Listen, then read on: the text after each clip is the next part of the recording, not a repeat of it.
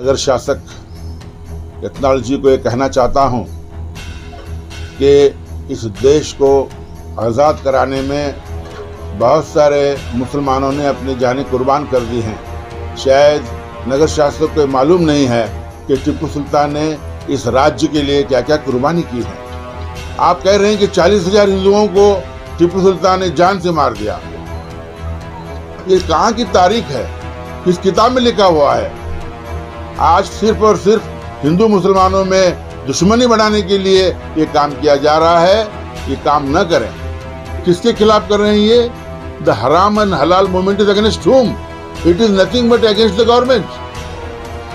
It is nothing but against injustice.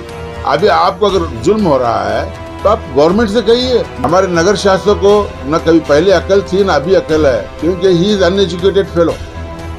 मैं 1000 बार कह रहा हूँ और आज भी कहता हूँ कि आप हिस्ट्री के स्टूडेंट अगर हैं तो आप जाइए और हिस्ट्री को पढ़िए।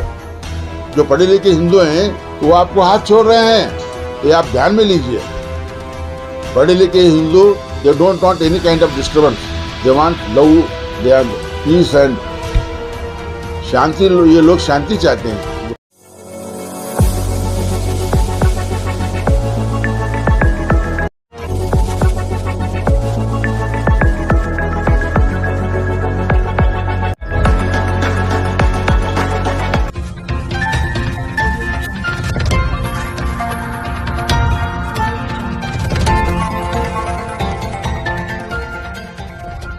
यस न्यूज़ कर्नाटक एक्सप्रेस में आपका स्वागत है। मैं आपके साथ यासीन जिगर। मैं नगर शासक यत्नाल जी को ये कहना चाहता हूँ कि इस देश को आज़ाद कराने में बहुत सारे मुसलमानों ने अपनी जानें कुर्बान कर दी हैं। जैसा कि भगत सिंह को जब फांसी दी जा रही थी तो उसके साथ साथ अशफाक उल्लाह जी को भी फांसी दी गई। और सबसे पहले फ्रीडम फाइटर रहे हैं वो टीपू सुल्तान जी हैं। शायद नगर शासक को मालूम नहीं है कि टीपू सुल्तान ने इस राज्य के लिए क्या क्या कुर्बानी की है। उन्होंने जब ब्रिटिशों से उनकी जंग चल रही थी तो बदकिस्मती से ऊपर नेपोलियन बोनापार्ट की उधर फ्रांस में हुकूमत थी, लेकिन बदकिस्मती से जब नेपोलियन बोनापार्ट हार गए तो टीपू जी को सहारा न रहा, पर फिर भी उन्होंने इस देश की खातिर लड़ते रहे। He is the only king who fought against the Britishers. For what? For this nation, for this country. आज क्या हो रहा है कि उनको देशद्रोही का खिताब दिया जा रहा है। अरे यार, तुम लोगों को ये नहीं समझ में आता कि उनकी क्या कुर्बानियाँ हैं। अपने बच्चों को उन्होंने गिरवी रख दिया था। अपने बच्चों को गिरवी रख के जो है ब्रिटिश जो भी वो जुर्माना भरना था, अपने बच्चों को गिरवी रख के उन्होंने जुर्माना भर दिया है ब्रिटिशों का। ऐसे राजा को आप देशद्रोही कहते हैं। आप कह रहे हैं कि 40,000 हिंदुओं को टीपू सुल्तान ने जान से मार दिया। ये कहाँ की तारीख है, किस किताब में लिखा हुआ है?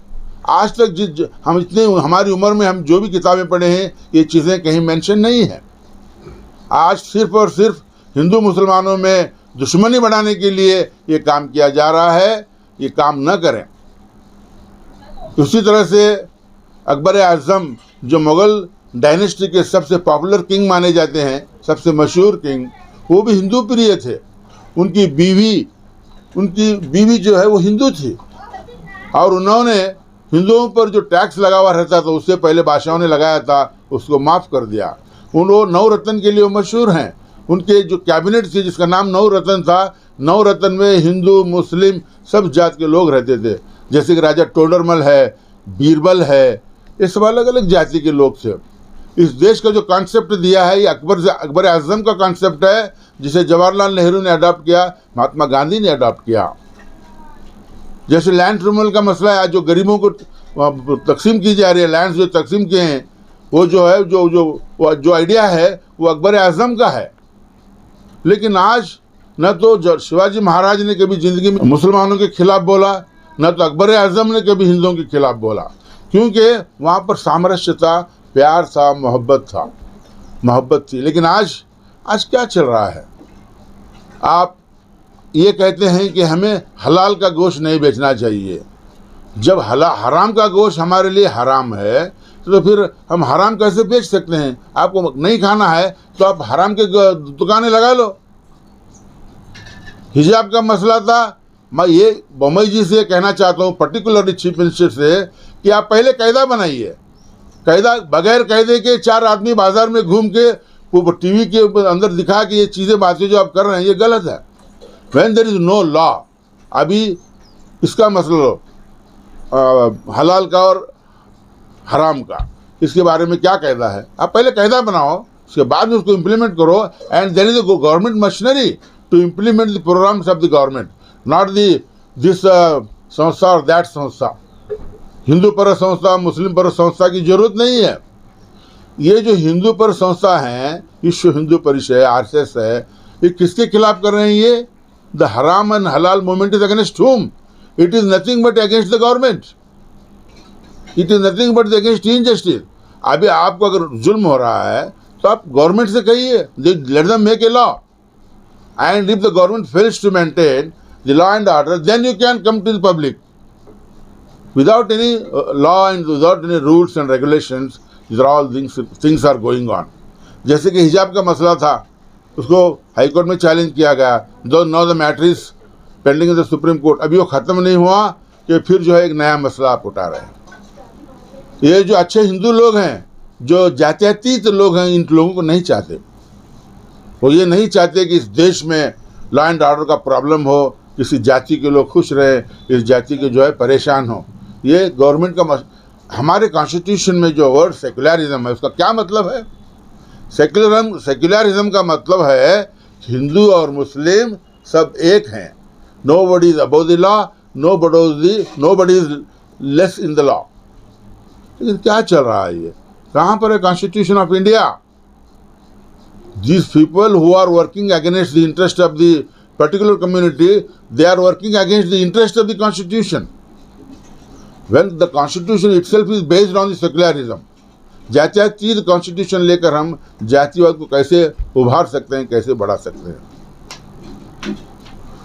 हमारे नगर शासक को न कभी पहले अकल थी न अभी अकल है, क्योंकि ही इज़ अनएजुकेटेड फेलो। मैं 1000 बार कह रहा हूँ और आज भी कहता हूँ कि आप हिस्ट्री के स्टूडेंट अगर हैं तो आप जाइए और हिस्ट्री को पढ़िए। पर्टिकुलरली मुसलमानों के खिलाफ बोलते बैठने से कुछ नहीं होने वाला। And by doing this the intellectual Hindus are living you. जो पढ़े लिखे हिंदू हैं वो आपको हाथ छोड़ रहे हैं, ये आप ध्यान में लीजिए। पढ़े लिखे Hindu, they don't want any kind of disturbance, they want love, they want peace and शांति। ये लोग शांति चाहते हैं जो पढ़े लिखे हिंदू हैं, मगर नगर शासकों को कभी अकल आती नहीं। हर बार एक अलग अलग मसला उठा के लेके बैठ जाते हैं। कभी अकबर आजम को बोलते हैं, कभी टिपू सुल्तान को बोलते हैं। अरे क्यों भाई? What you are concern to the Muslim ruler who have ruled this country for years together. अगर उनमें भेदभाव होता, आप एक मसला में एक ऐसा शासक बताइए जो हिंदुओं के इंटरेस्ट को नहीं बचा पाया और उसके दौर में किसी हिंदुओं ने जो है अगेंस्ट द किंग आवाज़ उठाई है। Not a single incident is there in the history of the India. But on the other hand, these fellows are unnecessarily creating the problems only to gain the power. Power लेने के लिए सब कुछ किया जा रहा है, ये लोगों को समझता है। आप किसी चीज़ को ज़्यादा उभारेंगे तो वो चीज़ दब जाती है। अब ज़्यादा कम्युनलिज्म करेंगे तो कम्युनलिज्म दब जाएगा। It is all doing under the guys of the price rise. जो आज गरीब जो परेशान हैं, जो दिन ब दिन रेट्स बढ़ते जा रहे हैं, इसके तरफ आपको गौर करना है। हमारे सलीम अहमद ने वो जो काउंसिल में बातें उठाई हैं, मैं उनका स्वागत करता हूं। और मुख्यमंत्री जी ने कल बहुत ही अच्छी बातें की हैं। हमने कायदा नहीं बनाया है, we are not for any particular संघ और संस्था, we are for the improvement of the development of the state बोल के बोले हैं। आप करिए भाई, और got an opportunity. Mister Bombay ji, you don't play the double role, you just follow the constitution. You are my friend, I request you, as your friend, you follow the constitution and run the government at the very young age. You have got a good opportunity. ऐसी इन बातों से कोई होने वाला नहीं है। बार बार अगर नए नए मसले उठा के अगर आप एक particular community that too for the Muslims अगर ऐसा करेंगे तो इससे आपको भी फ़ायदा नहीं है और किसको दूसरों को भी फ़ायदा नहीं है। मैं MM सुतार, वकील, उपाध्यक्ष, बेलगाम क्षेत्र, Belgaum division, all in world human rights council, मैं आपको ये बताने में खुशी महसूस करता हूँ कि मुझे वर्ल्ड ह्यूमन राइट्स काउंसिल ने बेलगाम जोन का प्रेसिडेंट बनाया है। और मैं आज के बाद में आप लोगों से मैं अहद करता हूँ कि मैं ह्यूमन राइट्स के लिए रात और दिन फाइट करूँगा। जहाँ भी जुल्म होता है, चाहे हिंदू हो चाहे मुसलमान हो, वो ह्यूमन राइट्स है, मुस्लिम राइट्स और हिंदू राइट्स नहीं है। कॉन्स्टिट्यूशन में भी हिंदू राइट्स मुस्लिम राइट्स नहीं है। So wherever there is a problem for the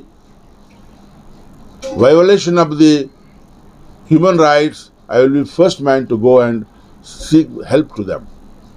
That's all. Thank you all.